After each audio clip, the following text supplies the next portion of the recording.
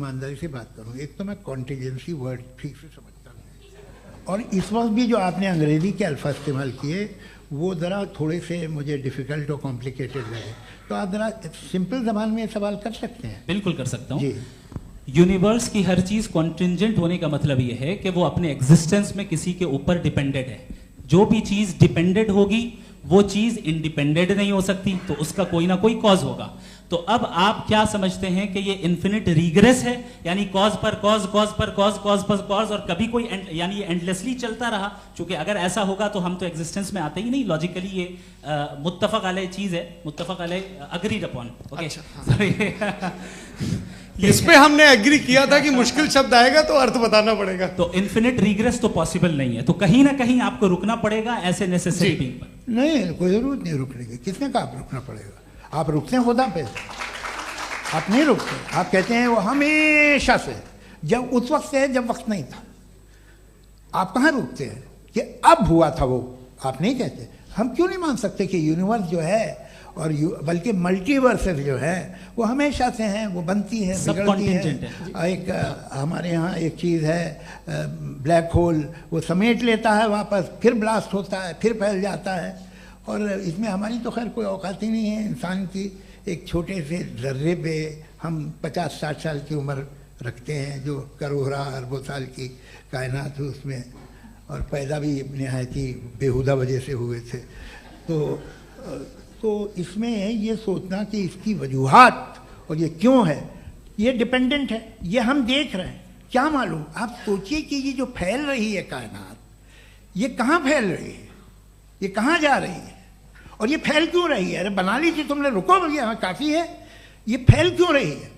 ये और कौन सी कायनात जिसे मैं दूरबीन से देखता हूँ तो 2 बिलियन लाइट ईयर पे है, उससे मेरा कोई वास्ता ही नहीं है। 2 बिलियन ईयर यानी अगर मैं 80,000 माइल्स पर सेकेंड से चलूं तो 20 करोड़ साल में वहां पहुंच जाऊंगा। इसकी जरूरत क्या थी? ये दुनिया, ये कायनात तो इंसान अशरफुल मखलूकात के लिए बनाई गई ना। तो ये सब ये टर्म समझ में नहीं आया, इसमें कोई खास समझने वाली बात थी भी नहीं। ये जो अल्टीमेट कहा यह जाता है कि ये जो पूरी यूनिवर्स है, ये जो दुनिया है, ये इंसान के लिए बनाई गई। अच्छा, ये सब इंसान के लिए। क्यों साहब, सही है ना? बिल्कुल, लेकिन इसका ये मतलब नहीं कि किसी चीज के पीछे रीजन आपको नहीं पता तो रीजन नहीं है। इसे कहते हैं नहीं, मुझे नहीं पता, लेकिन मेरी जिम्मेदारी नहीं है। वो बिल्कुल सही कहा था उसने, बर्टन रसल ने। आपने उसे मजाक में टाल दिया कि भाई आप एक दावा कर रहे हैं, मैं क्यों कहूं कि ये गलत है दावा? आप प्रूफ कीजिए, मेरे पे जिम्मेदारी ही नहीं है, मैंने थोड़ी कहा है। आप प्रूफ कीजिए कि ये सही है। आप आर्ग्यूमेंट ऑफ कंटिजेंसी का जवाब ही नहीं दे रहे हैं। पूछना चाहेंगे? आप सवाल पूछना चाहेंगे मुफ्ती साहब से? क्योंकि ये क्रॉस एग्जामिनेशन का दौर है। आप जैसे पहले बोल रहे थे फेथ को लेके कुछ, मैं ये पूछना चाहूँगा कि खुदा ने जो भी रेवोल्यूशन किए हैं, एक मज़हब के नहीं बहुत से मज़हबों में किए हैं, अलग अलग रेवोल्यूशन है। कहीं कुछ एक बातें हैं, कॉन्ट्रडिक्शन भी है आपस में, कहीं कुछ आप कर सकते हैं, कहीं कुछ नहीं कर सकते। ऐसा नहीं है कि सबकी कोड ऑफ मॉरल एक है। तो ये किस्सा क्या है? अब आप ये देखिए कि मुझे कभी कभी लगता है कि ये जो फुटबॉल फाइनल होता है, लाखों लोग होते हैं, फिर वो टीवी कवर करती, करोड़ों लोग, अगर उसमें खुदा की एक बूमिंग आवाज़ आ जाती, मैं गॉड हूँ, तो सारे लोग अभी सुन लेते और टीवी पे भी सुन लेते, किस्सा खत्म होता। ये इतनी राजदारी क्या है कि तुम सामने कुछ तो सबूत दे दो हमें सॉलिड। ये कह साहब ये यूनिवर्स कैसे बनी, इससे मसला क्या हल होगा? मैं पूछूंगा आपसे खुदा कैसे बना? क्यों नहीं पूछूंगा कैसे बना? बल्कि वो तो कायनात से कहीं ज़्यादा इंटेलिजेंट है, कायनात से कहीं ज़्यादा कॉम्प्लेक्स। जी वो हमेशा से है। आप कहेंगे मैं मान लूँगा।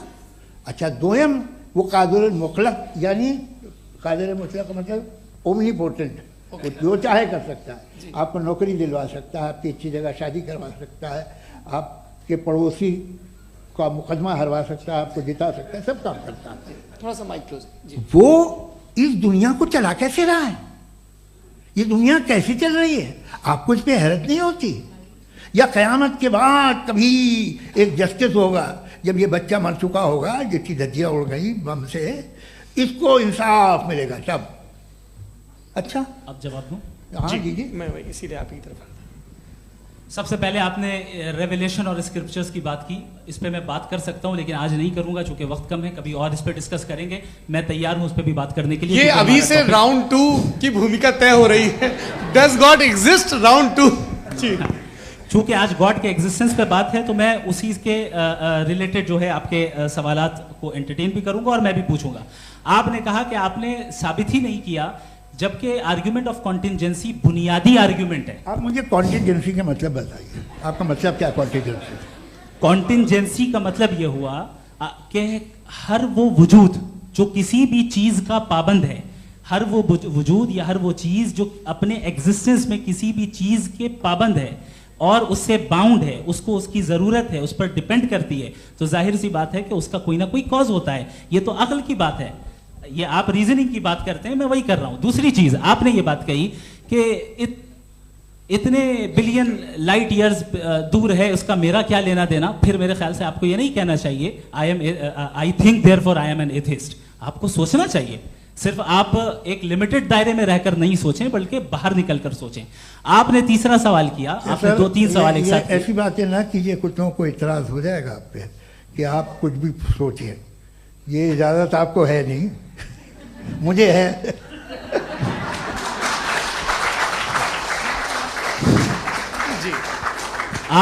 आपने प्रॉब्लम ऑफ इविल के ताल्लुक से सवाल किया और बार बार आप एक लफ्ज रिपीट कर रहे हैं कि ओमनीपोटेंट गॉड है, ऑल पावरफुल गॉड है। यही तो दरअसल समझना है कि गॉड का कॉन्सेप्ट क्या है। प्रॉब्लम ऑफ इविल जो है, प्रॉब्लम ऑफ इविल दर हकीकत 2 असम्पशंस पर कायम है। अगर आप इन 2 असम्पशंस को समझ जाएं तो ये प्रॉब्लम नहीं रहेगी, आर्ग्यूमेंट आपको समझ में आ जाएगी कि ये कोलैप्स कर जाता है। पॉइंट नंबर 1, यानी जो आपका सबसे पहला फॉल्स असम्पशन है कि गॉड मर्सीफुल है, ओमनीपोटेंट है, दुनिया में जुल्म हो रहा है। लेकिन आपको यह समझना चाहिए कि हमारे वर्ल्ड व्यू के मुताबिक गॉड सिर्फ ओमनीपोटेंट और सिर्फ मर्सीफुल नहीं है, बल्कि वो ऑल वाइज भी है और वो ऑल नोइंग भी है। उसके हर काम के पीछे हिकमत और विजडम है। ये कोई जरूरी नहीं है कि वो हिकमत और विजडम आपको समझ में आए या मुझे समझ में आए। अगर आप जो समझ रहे हैं उसके मुताबिक आप फैसला कर रहे हैं, ये लिमिटेड पर्सपेक्टिव से आर्ग्यूमेंट है। और इस चीज को हम अपनी दुनिया में, अपने लाइफ में, डेली लाइफ में इस प्रिंसिपल को एक्सेप्ट करते हैं। हम जब किसी डॉक्टर के पास जाते हैं, डॉक्टर के पास जाकर वो अगर उसने हमें कोई दवाई दी है तो हम ये तो नहीं कहते कि जब तक आपके पास जितना नॉलेज और जितना विजडम नहीं है, आपने क्यों ये दवाई दी है, तब तक हम इस चीज को एक्सेप्ट नहीं करेंगे। नहीं कहते, हम उसकी अथॉरिटी को तस्लीम करते हैं। क्यों? क्योंकि उसकी हम जानते हैं कि वो नॉलेजेबल है, वो विजडम वाला है, हमसे ज्यादा नॉलेज और हमसे ज्यादा विजडम है। बताएं सर। मैंने डॉक्टर में और खुदा में बड़ा लिखा से डॉक्टर पढ़ा लिखा होता है एक, तो मैं उसकी बात सुनूंगा। दोनों ये नहीं कुछ जवाब तो ये भी नहीं है सर। प्लीज आप अगर सब ऑडियंस से बोलने लगेंगे तो फिर मतलब नहीं सिविलाइज्ड बहस का। मतलब आप ये कहें कि चूंकि आप डॉक्टर पे बिलीव करते हैं इसलिए खुदा पे बिलीव कीजिए, क्या ये मिसाल आपको समझाने के लिए आर्गुमेंट है, इस पे आपको एतराज नहीं है। तो सिंपल बात ये है कि मैं अगर ये यकीन कर लूँ कि एक ओमनीपोटेंट, उसकी मसलहत है, ये जो बच्चे मर रहे हैं ये मसलहत है उसकी, मुझे नहीं चाहिए इसकी मसलहत। उसकी मसलहत नहीं, यही तो समझना है, मतलब एक्सपीरियंस। अच्छा, इस आपने अभी मेरी बात पूरी सुनी नहीं। मैंने कहा आपका पूरा आर्ग्यूमेंट 2 फॉल्स असम्पशंस पर है। एक फॉल्स असम्पशन मैंने बता दिया, दूसरा फॉल्स असम्पशन ये है कि इस दुनिया में इविल के होने का कोई गुड रीजन नहीं है, जबकि हमारे पास बाज रीजंस मौजूद हैं, हमारे पास बाज वजूहात मौजूद हैं। अगर इस दुनिया में इविल ना हो तो आप गुड को डिफाइन कैसे करेंगे? अगर जुल्म ना हो आप इंसाफ को समझेंगे कैसे? अगर तारीकी ना हो तो आप लाइट को समझेंगे कैसे? बहुत अच्छे। अभी और सुन लें, अभी और बाकी है। ये तो बात बहुत पसंद आई साहब मुझे कि जब तक रेप ना हो तब तक औरतों की इज्जत का ख्याल आपने मेरा जवाब पूरा सुना ही नहीं। जब तक के बच्चों का कत्ल ना किया जाए तब तक आपको बच्चों की मासूमियत की इज्जत। आपने पूरा जवाब सुना ही नहीं। क्या बात है, क्या आपने नुक्ता निकाला? आपने पूरा जवाब सुना ही नहीं। आप सुन लें, मेरी बात सुन लें। ये मैंने आपको एक चीज बताई। दूसरी चीज, इस दुनिया में हम आए हैं टेस्ट के लिए, हमारा टेस्ट हो रहा है और हर इंसान का अलग अलग अंदाज में टेस्ट होता है। और इस दुनिया में अगर इविल मौजूद है तो वो इविल जरिया है हमारे अंदर ह्यूमन नोबल क्वालिटीज को डेवलप करने का और अलग अलग फील्ड में प्रोग्रेस करने का। और अगर हमारे अंदर और इस दुनिया में इविल नहीं होता तो बताइए टेस्ट का मतलब क्या होता? अगर मैं अपने स्टूडेंट को एमसीक्यूज दूं और उसमें सिर्फ राइट आंसर लिख कर दे दूं और कहूं तुम्हारा टेस्ट हो गया, ये मीनिंगलेस है। इस दुनिया में अगर हम टेस्ट के लिए आए हैं तो जाहिर है गुड एंड इविल दोनों मौजूद है। तो अगर गुड एंड इविल दोनों मौजूद है तो ये इविल भी खुदा का बनाया हुआ है। जी हाँ, खुदा का बनाया हुआ है, लेकिन अच्छा चलो अच्छी बात। जी बिल्कुल, तो बिल्कुल खुदा ने बनाया। अभी तो ये है कि जो मेजॉरिटी है दुनिया में वो इविल है, तो ये खुदा एक्चुअली इविल के साइड पे लग रहा है मुझे। बिल्कुल भी मैं बताता हूं। मेजॉरिटी में तो वो है।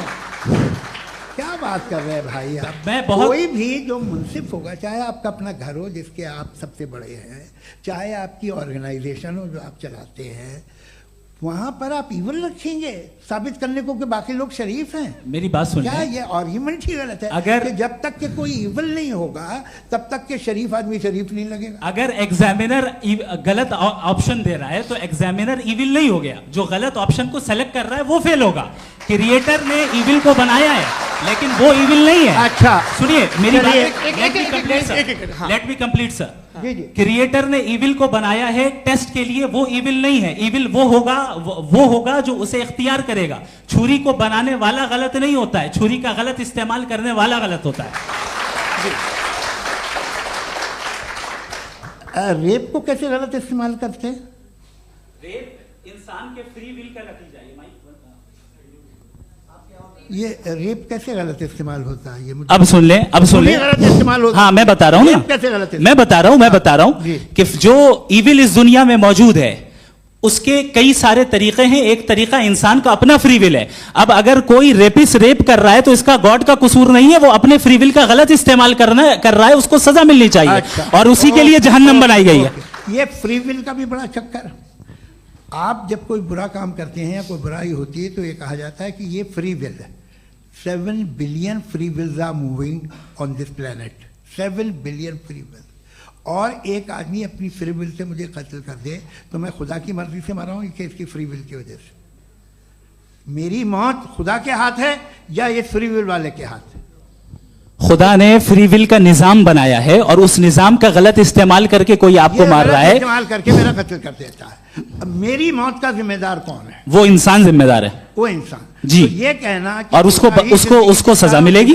तो अब आप आगे चलिए कि ये तय करना कि अल्लाह ही या खुदा, अल्लाह ने, खुदा ही जिंदगी देता है, खुदा ही मौत देता है, ये गलत है।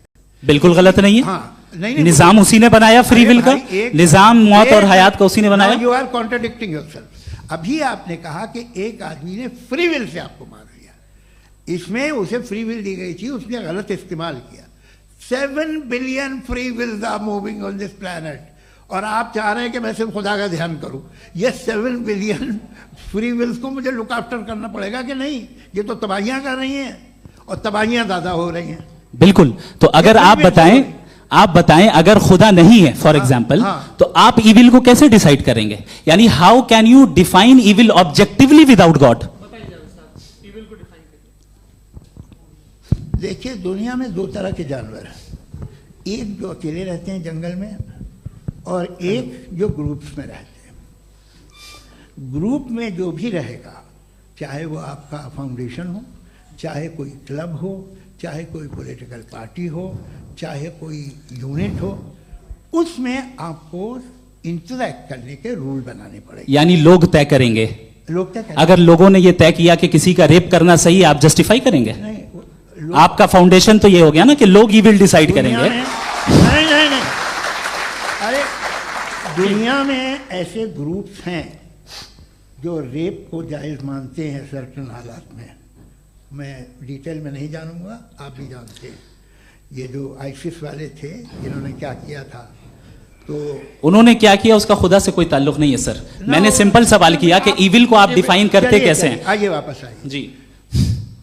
आप साथ में तभी रह सकते हैं जब कुछ आप ऐसे उसूल डेवलप करें जिसमें हर एक का बेसिक तहफ़्फ़ुज़, हर एक का बेसिक राइट हो और हर एक को कोई आराम मिले।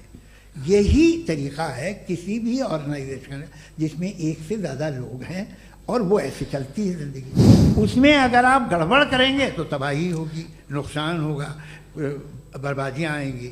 और अगर उसमें आप घर ले लीजिए ना, एक हस्बैंड है, एक वाइफ है, बच्चे हैं, वालदा भी हैं, 2 बहनें भी हैं, एक भाई भी है।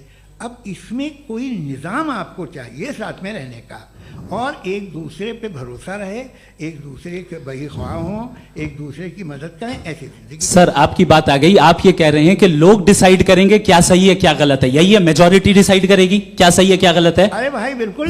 मेजॉरिटी अगर ये कहे कि नाजी जर्मनी के साथ जिस तरह मेजॉरिटी थी कि जेनोसाइड करना सही है, आप जस्टिफाई करेंगे? उस वक्त आपका ये सवाल सिर्फ उसके बाद क्लोजिंग। हाँ, उस वक्त प्लेनेट पे जो लोग थे, उनमें कितने लोग हिटलर को सही समझते? अच्छा, प्लेनेट की मेजॉरिटी तय करेगी, सोसाइटी की नहीं। प्लेनेट की मेजॉरिटी गॉड के एग्जिस्टेंस को सही मानती है, आप क्यों नहीं मानते? ये हेलो ये क्रॉस क्वेश्चन का राउंड यहाँ पर समाप्त होता है। और ये बड़ा अच्छा है कि इस तरह से फ्रेगमेंट कर दिया गया है ताकि जो मरकरी ऊपर जा रहा है नीचे जवाब दे दूं जी।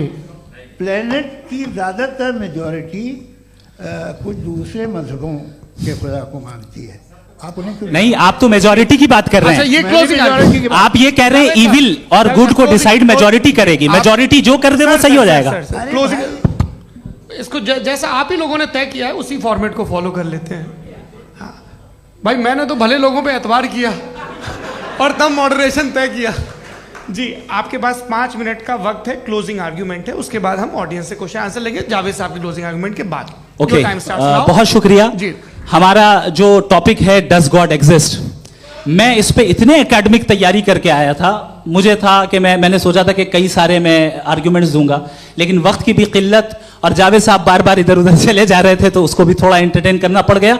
डज गॉड एग्जिस्ट पे मैं एक ही आर्ग्यूमेंट दे पाया, आर्ग्यूमेंट्स बहुत हैं और डेफिनेटिव आर्ग्यूमेंट्स हैं, और मेरे आर्ग्यूमेंट को किसी एक राउंड में भी इन्होंने एंटरटेन नहीं किया और रेफ्यूट नहीं किया, एक राउंड में भी नहीं, एक राउंड में भी नहीं। और ना ही अभी आपका क्लोजिंग आर्ग्यूमेंट आएगा, नहीं वो बता देना। Argument of contingency sir. अरे मैं आपसे कई बार कह चुका हूं कंटिजेंसी का मतलब अब मैं कैसे समझाऊं आपको? आपस में आप और कितने आसानी से समझाऊं मैं, मुझे तो नहीं समझ में आ रहा है। आप अपनी आर्ग्यूमेंट ऑफ कंटिजेंसी उर्दू में बोल सकते हैं। हाँ, आप अपनी बात पूरी कर लें जी, आखिरी 4 मिनट। दूसरी चीज, just a minute please ma'am, can I talk? दूसरी चीज ये है कि आपने एक तो इसका जवाब नहीं दिया, दूसरा आपने गॉड के ना होने पर कोई डेफिनेटिव आर्ग्यूमेंट नहीं दिया, सिर्फ मजहब पे बात कर रहे हैं आप। मजहब तो आज हमारा टॉपिक ही नहीं था, आज तो हमारा टॉपिक हो, आप मजहब से ले लेकर आईएस तक चले गए। भाई हमारा क्या ताल्लुक है उससे? We condemn them. और उसका गॉड से क्या ताल्लुक है? अगर कोई गलत काम कर रहा है, किसी ने किसी को कत्ल किया, किसी ने किसी का रेप किया, उसको सजा मिलनी चाहिए। और आपके पास कोई भी rational strong foundation of morality नहीं है। आपने कहा कि मेजॉरिटी तय करेगी सोसाइटी की, वो सही होगा। मैंने कहा हिटलर को फिर आप सही कहेंगे, नहीं, प्लैनेट की सोसाइटी की मेजॉरिटी तय करेगी। तो प्लैनेट की मेजॉरिटी गॉड के एग्जिस्टेंस को मानती है, आप कह रहे हैं ये रिलीजियस है।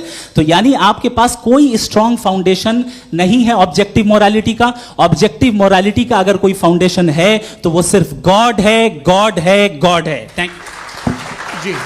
ये मुफ्ती शमाइल नदवी साहब का क्लोजिंग आर्ग्यूमेंट था। अब हमारे पास जी ये बड़ा अच्छा है कि दोनों लोगों को मॉडरेटर से शिकायत भी और बोल रहे भाई हमारी शाबाशी भी तो करते चलो।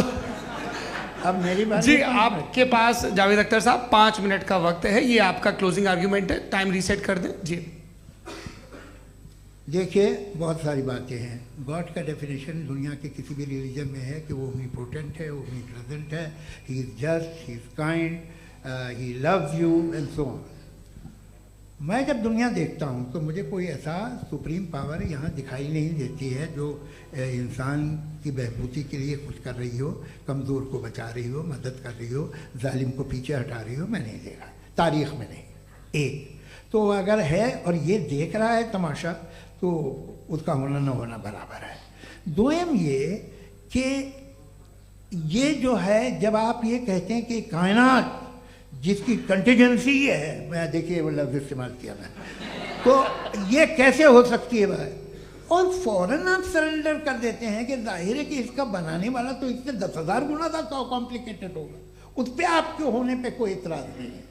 उसे वो टाइमलेस है, वो पहले से था, टाइम तो बहुत बाद में आया, ये सब आप मानने को तैयार है, जिसका आपके पास कोई सबूत नहीं, आपके पास कोई रीज़न नहीं है।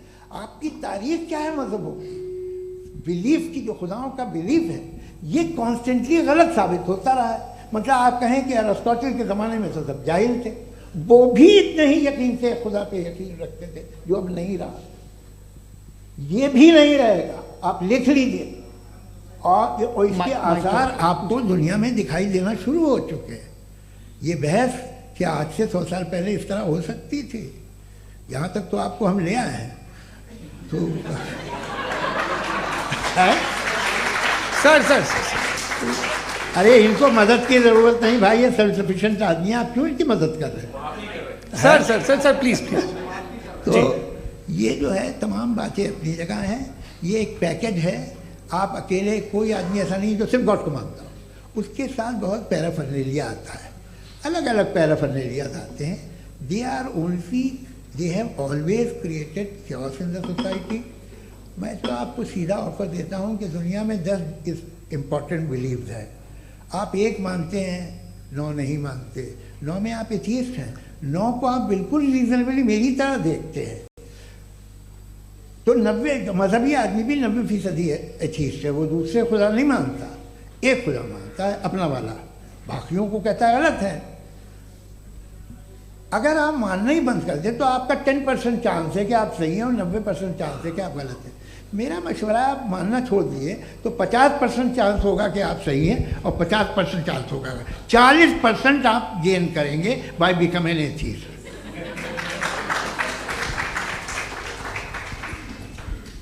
ये एक फरसूदा ख्याल है, ये ख़त्म हो रहा है। हो सकता है मेरी ज़िंदगी में ना हो, लेकिन ये हो जाएगा। जो बातें ये इनको आप मेटाफिज़िकल ये वो ऐसे रिस्पेक्टेबल टर्म दे दिए, ये तो उन लोग के हैं जिन्हें ना फिज़िक्स मालूम थी ना मेटा मालूम था, ये उन्होंने आपको दिए हैं।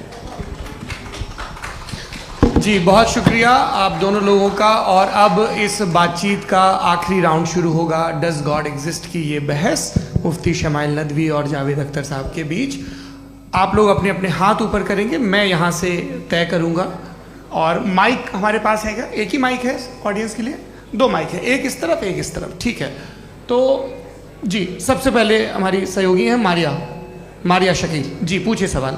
थोड़ा सा रुकेंगे ताकि कैमरे का फ्रेम आप पर आ जाए, आपकी तो प्रैक्टिस है टीवी की। जी नदवी साहब, मैं खुदा को मानती हूँ, पहले मैं इसी प्रमाइस से शुरू कर रही हूँ और ये बता रही हूँ आपको, मैं मानती हूँ। लेकिन कुछ सवाल हैं जो जावेद साहब ने उठाया, उसका जवाब आपको देना चाहिए। पहला सवाल ये कि गज़ा में सालों से छोटे बच्चे मर रहे हैं, वो उनको, अगर खुदा मर्सीफुल है, हम मानते हैं कि अल्लाह ताला में बहुत ताकत है, तो वो बच्चे क्यों मर रहे हैं?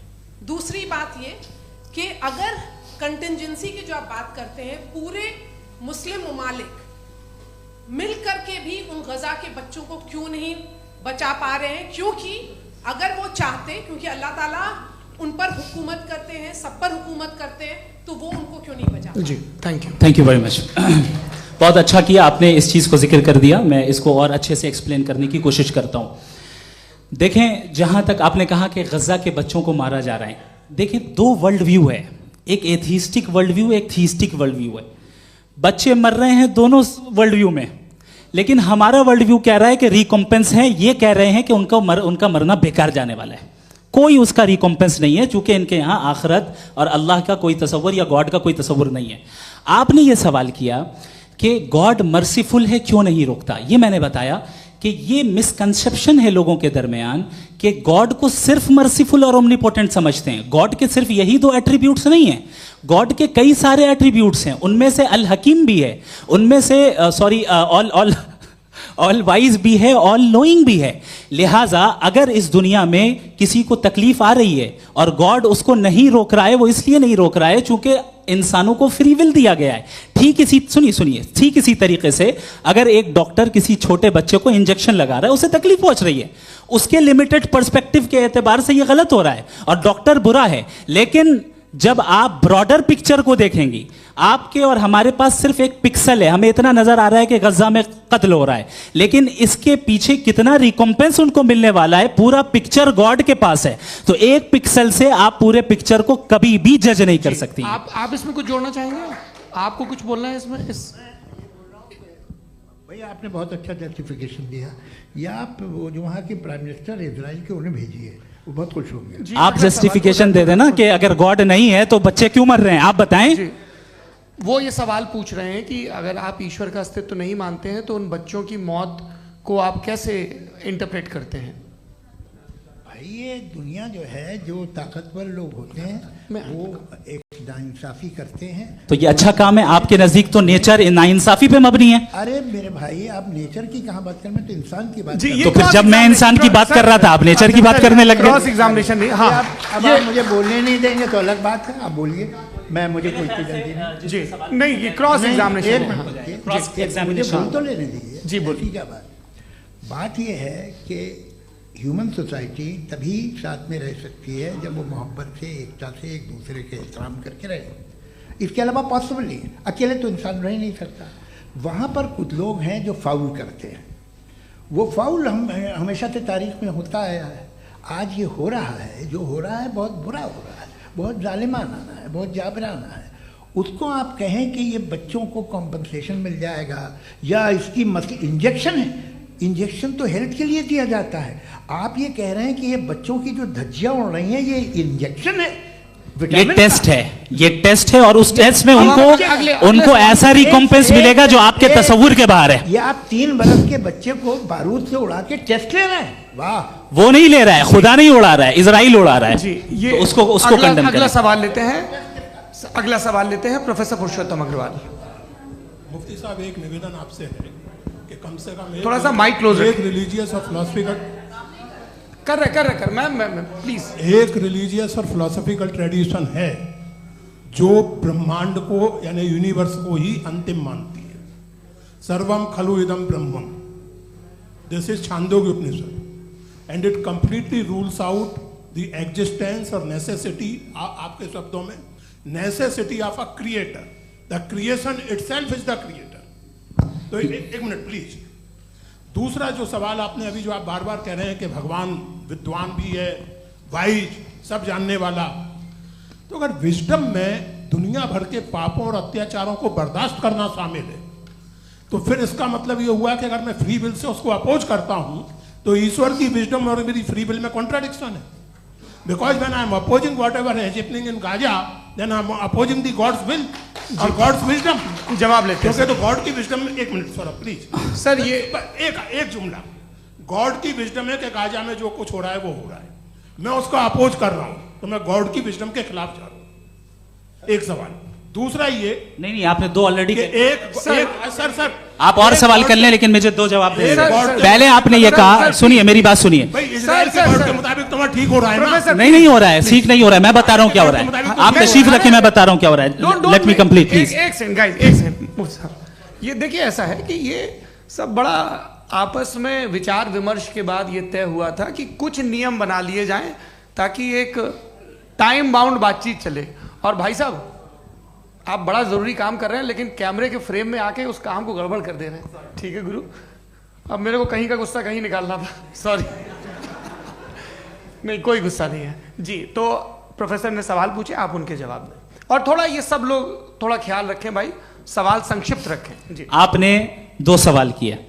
सबसे पहला ये कहा कि हमारे पास ये कॉन्सेप्ट है कि ये यूनिवर्स खुद नेसेसरी बीइंग है, creation itself is the creator. How irrational is this कि मैं एग्जिस्ट करूंगा बाद में, लेकिन अभी एग्जिस्ट कर भी रहा हूं, यानी एक ही टाइम में एग्जिस्ट भी कर रहे हैं, नहीं भी कर रहे हैं। This is not true. दूसरी चीज, आपने कहा कि अगर इजराइल में, सॉरी माफ कीजिएगा, Israel doesn't exist, occupied Palestine में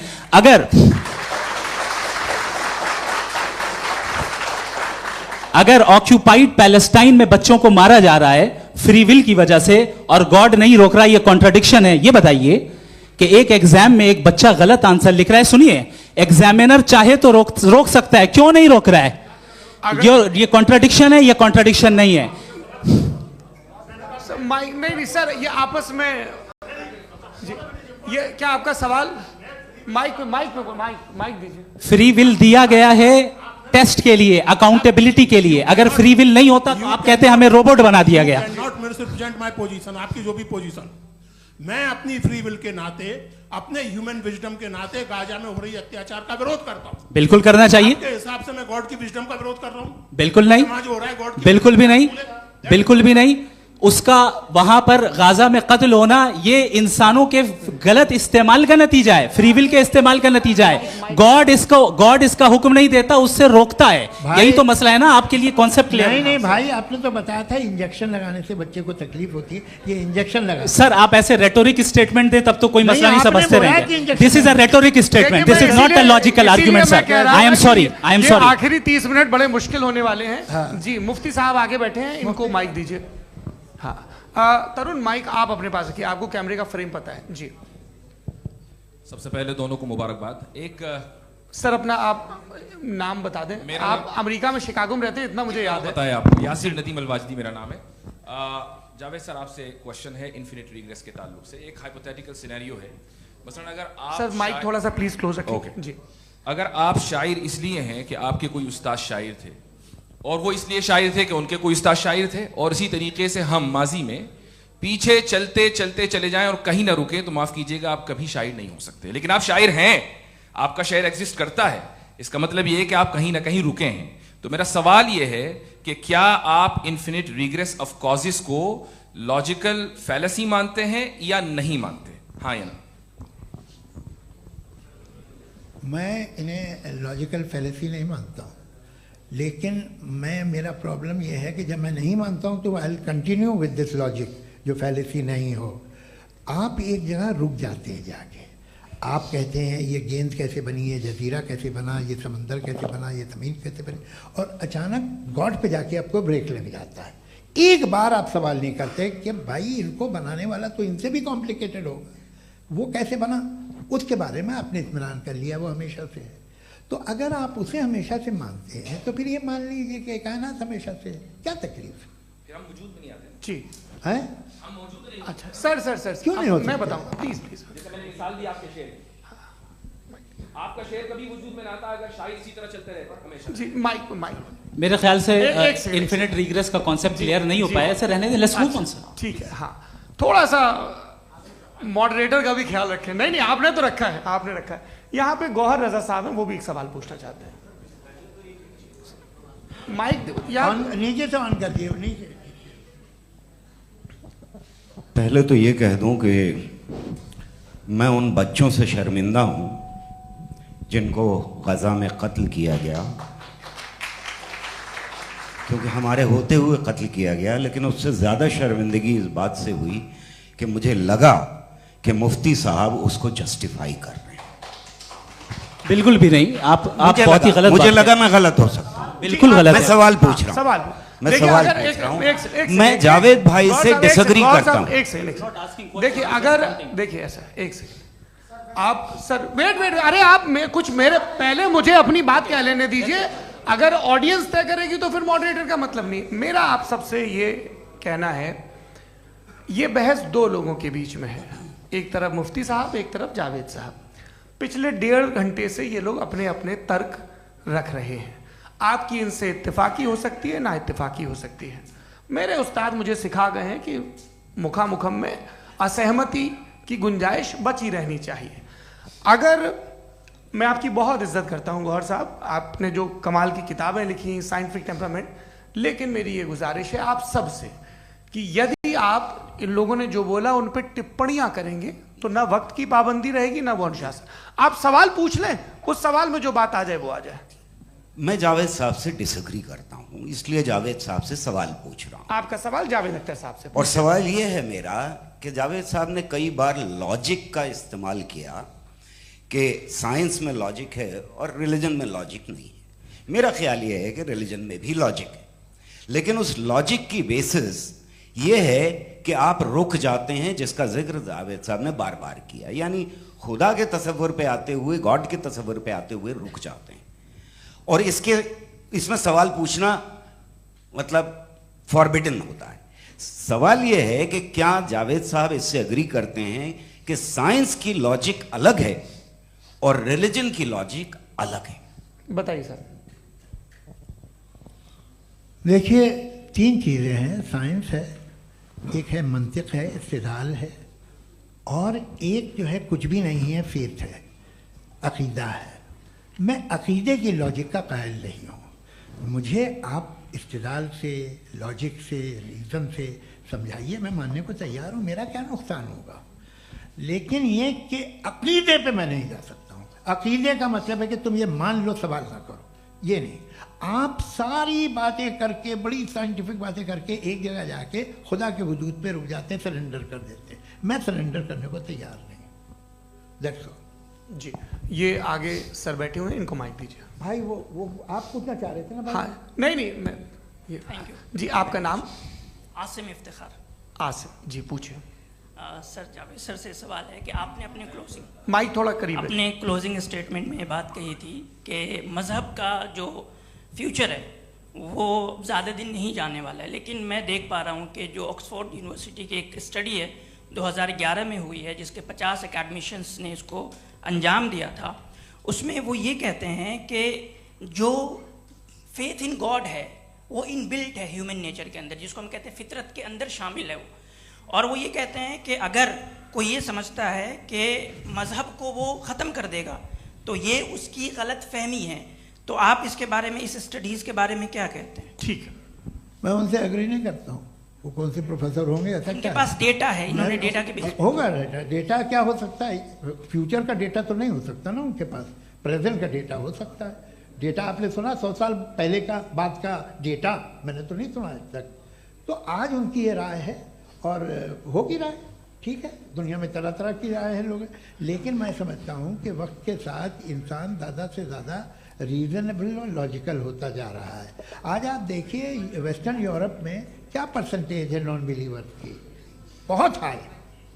वहाँ चर्च खाली पड़े होते हैं। तो अल्टीमेटली तो इंसान कोई ऐसी बात बहुत अरसे तक नहीं मान सकेगा, चाहे गलत या सही, जो उसे, उसके दिमाग को, उसके जहन को, उसकी लॉजिक को अपील न करे। वो कह रहे हैं तो ऑक्सफोर्ड के होंगे तो कैम्ब्रिज के होंगे, तो मुझे क्या लेना देना। उनका डेटा मुस्तकबिल का नहीं हो सकता है। जी। दीपक, हाँ पूछिए। मैं आऊँगा, अभी पीछे की साइड भी आऊँगा, माइक वहीं भेजूंगा 2-3 साल के लिए। जी जावेद साहब, आपसे सवाल है। नमस्ते। अरे भाई सर, अगर आप ही लोग तय करना है तो फिर 200 लोग तय कर लें। ये एक साथ नहीं sir, please don't do this sir. Everybody has a right sir, but we can only take selected questions. No sir, ये यंग लोग भी हैं तो इनकी ये अब उतने सुनिए। यंग, भाई आप यंग हैं कि नहीं हैं? एक मिनट, वो कह रहे हैं वो भी आइए, यंग हैं पूछ रहे हैं ना साहब। भाई। आप उनकी नौजवानी पर दावा उनको ही करने थे। हाँ मुफ्ती साहब, आप यंग, हाँ पूछे। अरे भैया सर, मेरा सवाल ये है। कुछ इनसे भी तो पूछो। जी हाँ, नहीं, बस आपसे एक सवाल है। जैसे थीस्टों के पास, अपने जो ईश्वर को मानते हैं, उनके पास अपने सोशल गेट टुगेदर्स हैं। 5 रोज़ क्रिसमस आने वाला है, होली है, दिवाली है, ईद है। एथिस्ट क्या ऑफर कर रहे हैं? मतलब मैं इनकी दुकान से बोलूं, मैं आना चाहता हूं उस तरफ, पर मैं अट्रैक्ट नहीं हो पा रहा हूं। मैं सोशल गेट टुगेदर्स क्या है आपके पास? वो ये कह रहे हैं कि जो धार्मिक लोग हैं, अलग अलग धर्म के लोग, उनके उत्सव त्योहार, कॉन्ग्रेगेशन बहुत हैं। अब आपको मैं एक सुनाता हूँ, यहाँ हिस्टोरियन भी बैठे हैं।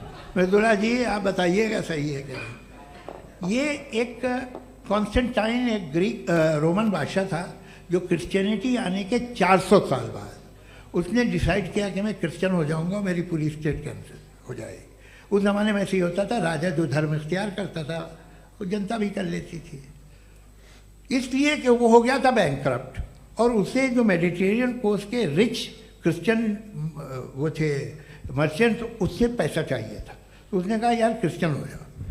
तो उसने अपने वजीर से कहा कि भाई ये हिस्ट्री है कि अब हम लोग क्रिश्चियन हो जाते हैं।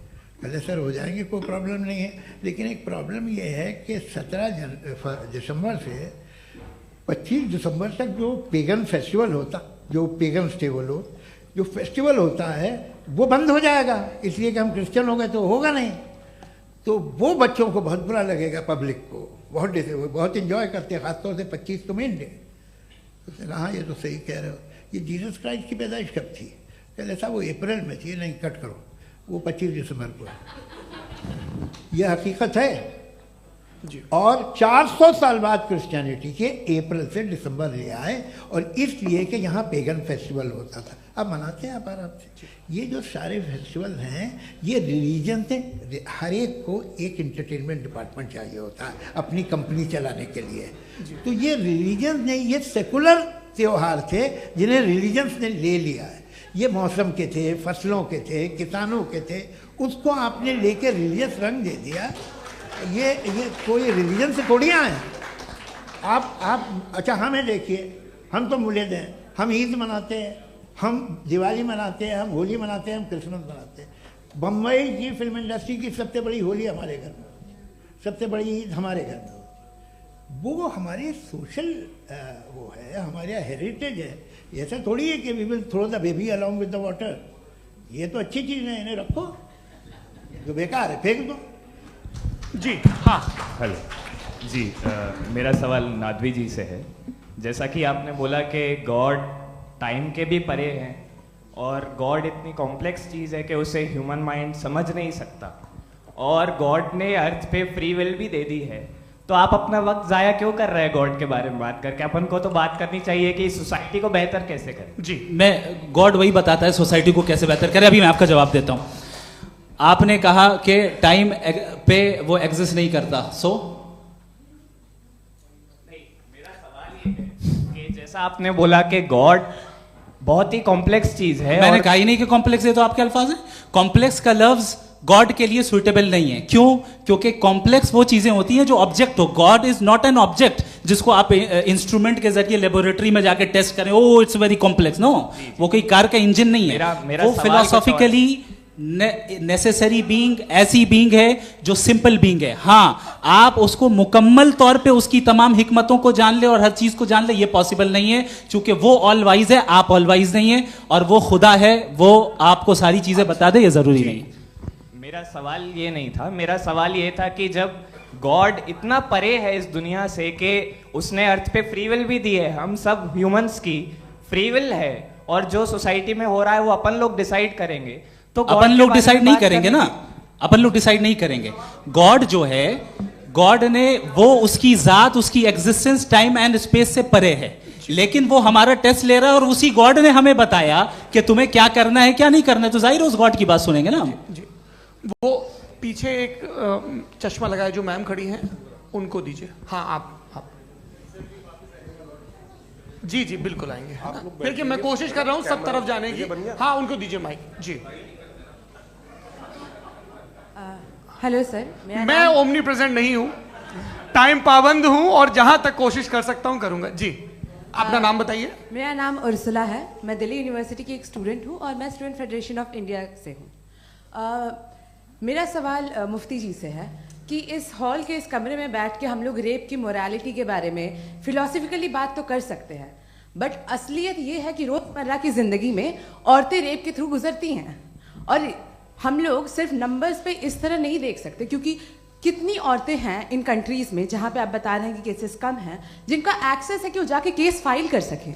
कितनी औरतें हैं जो जिनको काम करने की आज़ादी है उन कंट्रीज में। यूरोप में ये आज़ादी आ गई, यूरोप में ये रूल्स आ गए, तो हम आज उसके बारे में बात कर पा रहे हैं। जी, जवाब।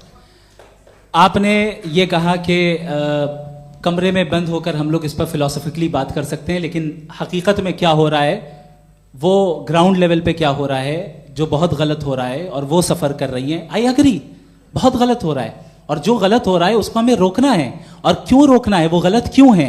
हमारे पास इसका ऑब्जेक्टिव फाउंडेशन है, इनके पास उसका ऑब्जेक्टिव फाउंडेशन नहीं है। मैं ये कहना चाह रहा हूं कि जहां पे भी जुल्म हो रहा है, जहां पे भी औरत पे जुल्म हो रहा है, या उसकी इज्जत लूटी जा रही है, या उसे तकलीफ पहुंचाई जा रही है, और सिर्फ औरत नहीं, किसी इंसान के ऊपर भी जुल्म हो रहा है, तो उसके खिलाफ खड़ा होना, ये मॉरलिटी हमारे पास गॉड के पास से आई है। वरना जावेद साहब तो कह रहे हैं कि जो है मेजॉरिटी डिसाइड करेगी, तो मेजॉरिटी तो कभी भी बदल सकती है। क्या आप हाँ। ये थोड़ी सी आपको गलतफहमी है। मैं अगर मेरे जुमले से ये मदना निकला या मैंने कहा, तो ये जुमला मैं वापस लेता हूँ। ये मेरा मतलब ही नहीं था कि मेजॉरिटी डिसाइड करे। मेजॉरिटी डिसाइड करे तो दुनिया में बड़ी, वैसे आपने कहा था ये जुमला। अच्छा, हो सकता है, मैं मान रहा हूँ, बाद में रिकैप कर लेंगे। अरे एक सेकंड, मैं अपनी एक्सप्लेनेशन दे रहा हूँ।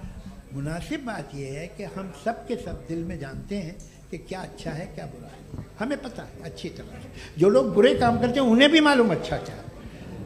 यही तो सवाल था हजरत कि फिर ये मोरालिटी आई कहाँ से? क्रॉस एग्जामिनेशन, हाँ जी हाँ। मोरालिटी साथ रहने की डिजायर से आई, यानी साथ रहकर जो कुछ कह दे जो कुछ कर दे वो हो जाएगा? नहीं नहीं, तो आप कायदे से रह ही कर सकते हैं जब तक लोगों में मोरालिटी हो, वरना क्यास हो जाएगा। ये आपको कैसे पता?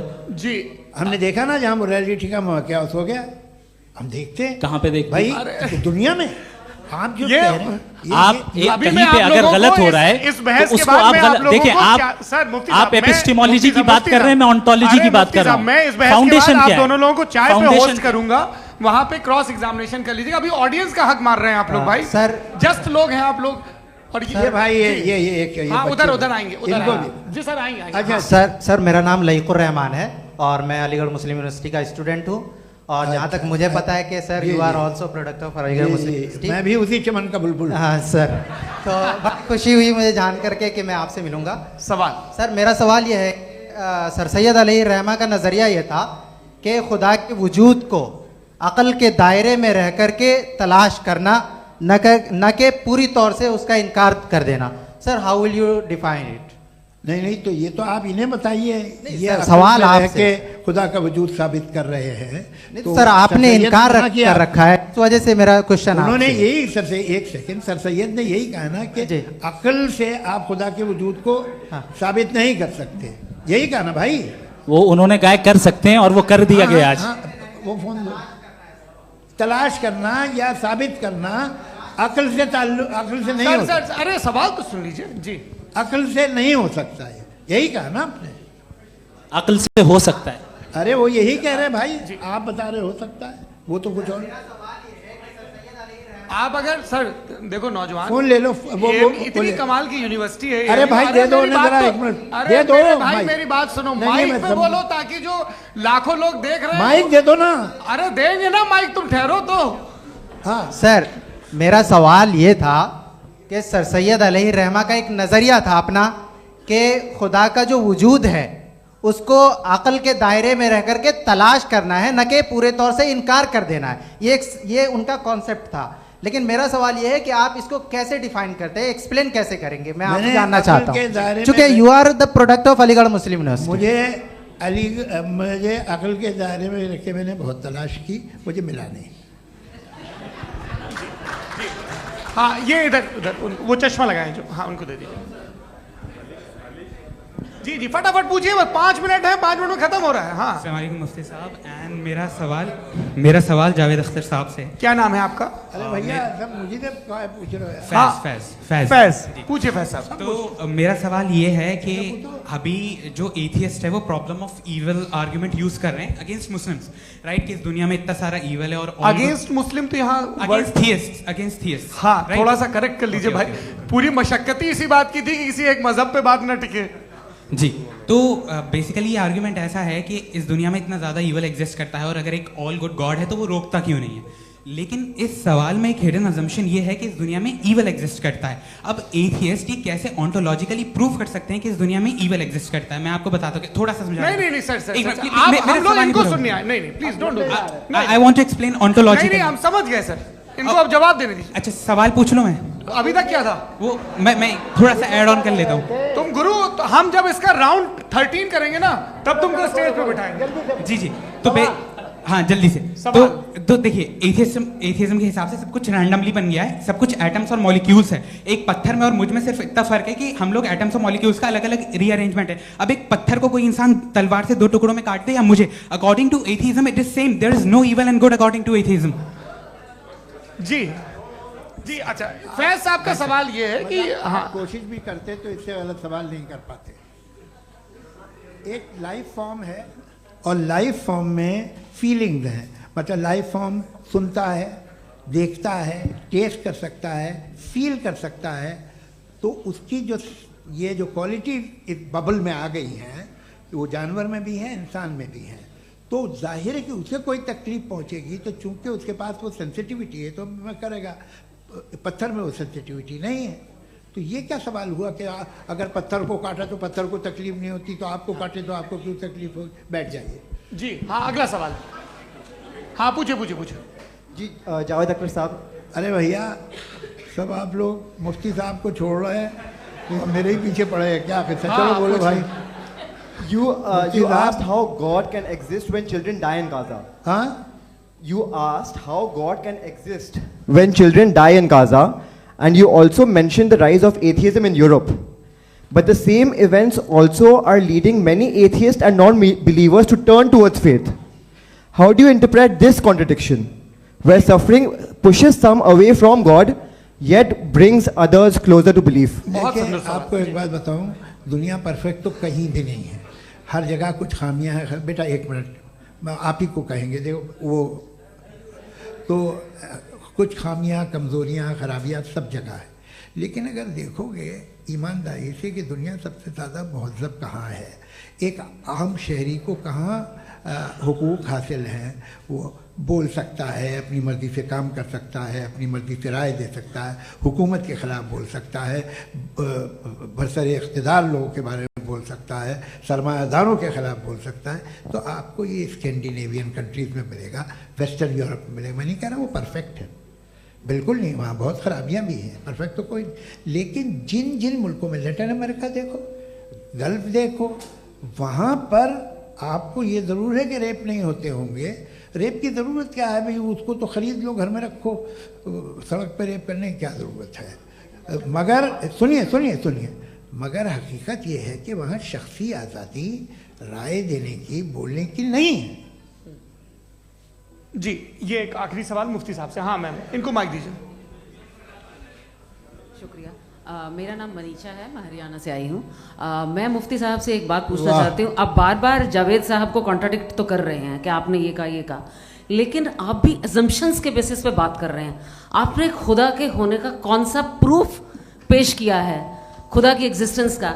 अब इस सवाल को अलग रहने दीजिए, कौन एथीस्ट है कौन नहीं है। और दूसरी बात जो आपने एक छोटी सी कही थी कि ये फ्री विल का इस्तेमाल करता है इंसान अपनी, लेकिन इस फ्री विल का इस्तेमाल में मतलब खुदा ने ये दे दी सबको ये इजाज़त कि वो कितना घिनौनापन और कितने ज़्यादा ख़राब से ख़राब तरीके इस्तेमाल कर सकते हैं। जवाब सुनते जी।